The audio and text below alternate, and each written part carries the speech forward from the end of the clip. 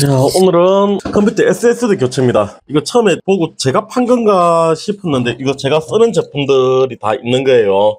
제가 판 건 아니네요. 한번 오셨던 손님인데 예전에 윈도우 설치하러 오셨나? 7600, RX 7600 들어가 있고요. 캐드 하신대요. 캐드는 라데온에서 별 이슈가 없는 것 같아요. 캐드 하는데 라데온이 이슈가 됐다. 그런 경우는 없거든요.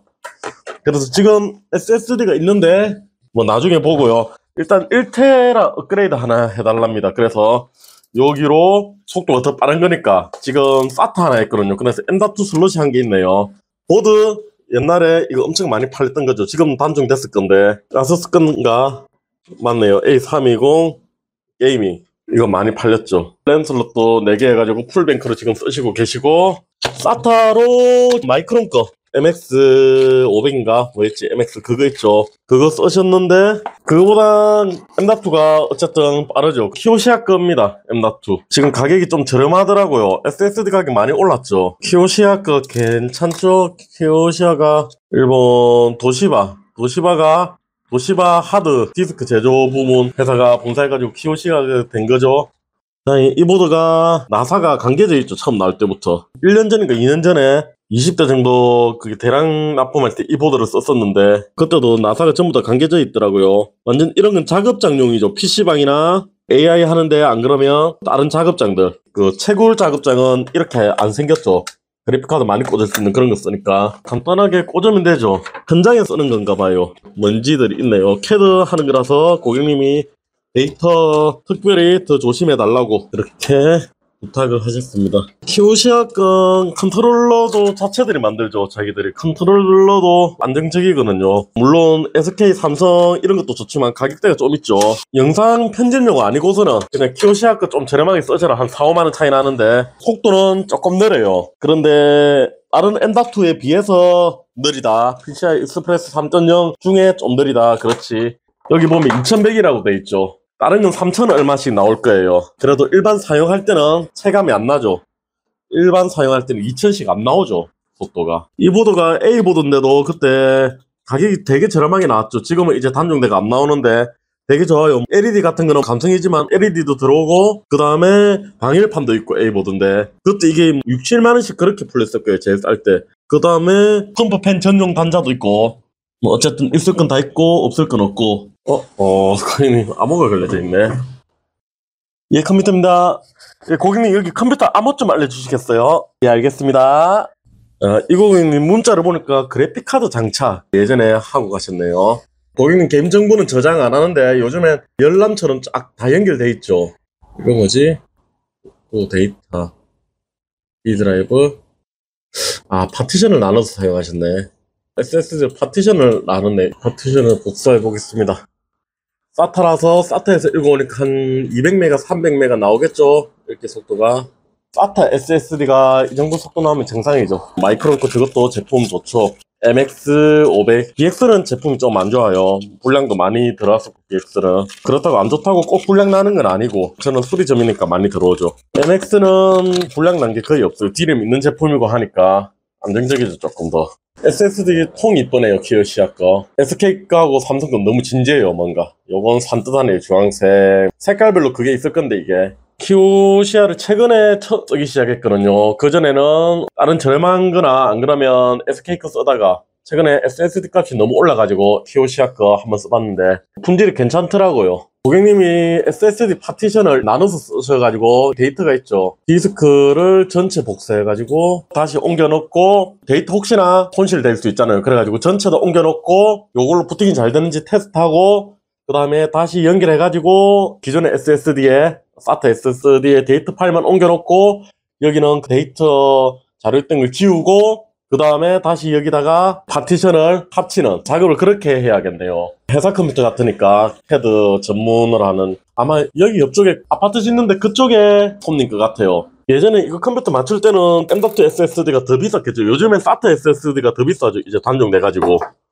단종이 아니고 M.2를 더 많이 찾으니까 그리고 기술력은 좋아졌고 SATA SSD가 달려져 있는데 지금은 M.2 저렴하니까 M.2 속도 빠르고 M.2 슬롯이 비어 있었죠. 이러면 M.2 쓰는 게 더 유리하죠. 요즘에는 부피도 작고 속도도 빠르고 저보드 대시 거의 메인이 아니고 이 보드 게이밍 이거 말고 A520 이것도 아수스 보드인데 이거랑 비슷해요.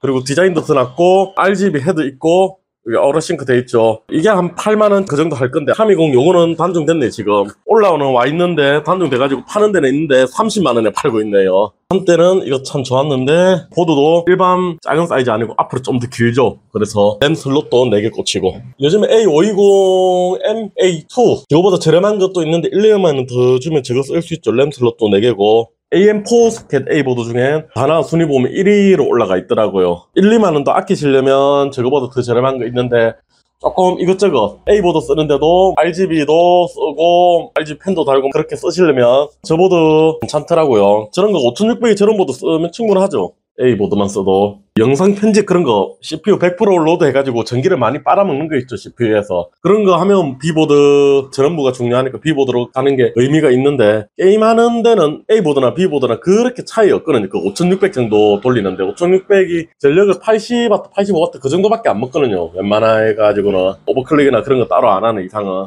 그래서 워낙 저전력이고 5600이 아직도 명품이죠. 라이젠 5600. 물론 보드가 PCI 익스프레스 4.0은 지원 안 해가지고 성능 하락은 조금은 있겠죠. 그런데 이렇게 구성을 해도 작업용으로 CAD 쓰고 하는데도 충분히 문제가 없습니다. 5700X네요 CPU. CPU 이렇게 높은 건데도 A320 보드에 이렇게 써도 램은 64기가 16기가 4개 꽂았나 보네요. 램도 CAD 할 때 램 많이 필요하죠. 그 파티션을 나누잖아요. 예전에 하드디스크는 용량이 커서 파티션을 나눠서 썼거든요. 윈도우 95, 윈도우 98 이때는 하드디스크 인식할 수 있는 용량이 한계가 있었죠. 32비트에도 한계가 있었고 그래서 파티션을 처음에 나누기 시작했는데 그러다 보니까 사람들이 이렇게 데이터 넣는데 C 드라이브 운영하는데 분리해서 했다가 윈도우도 오류도 많았죠. 그래서 C 드라이브만 포맷하면 데이터는 그대로 있고 이렇게 쓰는데 요즘엔 이렇게 쓸 필요 없죠. 그냥 바탕화면에 폴더 하나 만들어가지고 자료 폴더 하나 만들어가지고 그렇게 쓰면 되죠. 굳이 여기 내 컴퓨터 와가지고 이렇게 찾아갈 필요 없이. 그래서 이렇게 파티션 나눠버리면 이렇게 디스크를 효율적으로 못 써요. 이렇게 지금 데이터 쪽에는 많이 남아있잖아요. 100기가 넘게 남아있죠. 그런데 C 드라이브에는 1기가 밖에 안 남았죠. 그래서 컴퓨터 좀 만질 줄 아시면 파티션을 이렇게 다시 재배치를 하면 되는데 그러지 않는 경우는 이렇게 좀 애매하게 되는 거죠. 그때 그래픽 카드를 장착을 새로 해달라고 문자 내용이 보니까 그렇게 있더라고요. 그래서 그래픽 카드를 장착을 해드린 기억은 나는데 이게 참조 오류 때문에 드라이브 문자 경로가 안 바뀌거든요. 그래서 제가 지금 하는 작업이 디스크 1, 2, 3이라고 하면 2번 걸 갖다가 제 SSD 3번으로 옮겼다가 다시 포맷을 하고 그러니까 초기화, 디스크 초기화를 한 다음에 다시 집어넣겠습니다. 그래서 D 드라이브를 일단 만들고요. 그 다음에 C 드라이브 파티션을 한번 보겠습니다.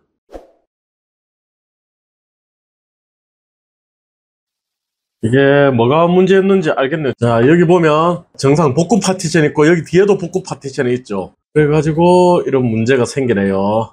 자, 되죠. 이제 이런 문제가 발생을 하네요. 지워질란가 모르겠네요.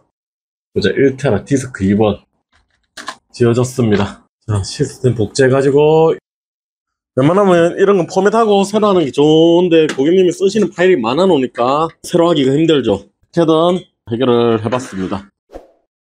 다 됐죠. 시스템 종료하고 제 디스크로 제거해 볼게요. 이제 지금 제 디스크로 부팅한 상태였거든요.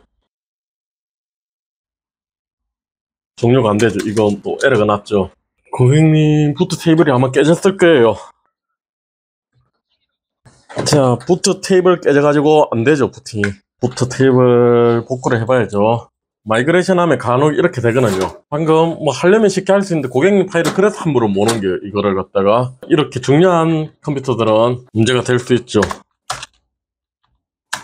자, M.2가 보통 그냥 부팅시키면 D 드라이브 잡히고 SATA 꽂혀져 있으면 SATA가 C로 잡히거든요. 그래서 D 드라이브로 잡혀져 있네요. 윈도우.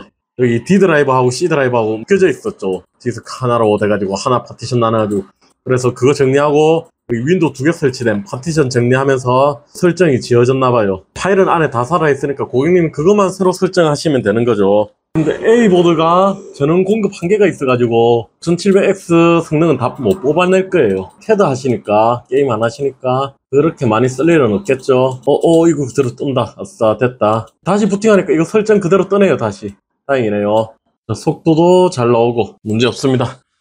오늘 시간 오래 걸렸는데 일단 이렇게 완료했습니다. 영상은 편집돼가지고 얼마 안 될 것 같은데 지금 제가 3시간 넘게 4시간 가까이 이거 잡고 있거든요. 그렇게 시간이 오래 걸렸습니다. 그래서 프로그램 이런 게 그대로 복사하는 게 어렵습니다. 지루한 작업이었는데 어쨌든 이렇게 마무리됐습니다. 오케이, 오늘은 여기까지.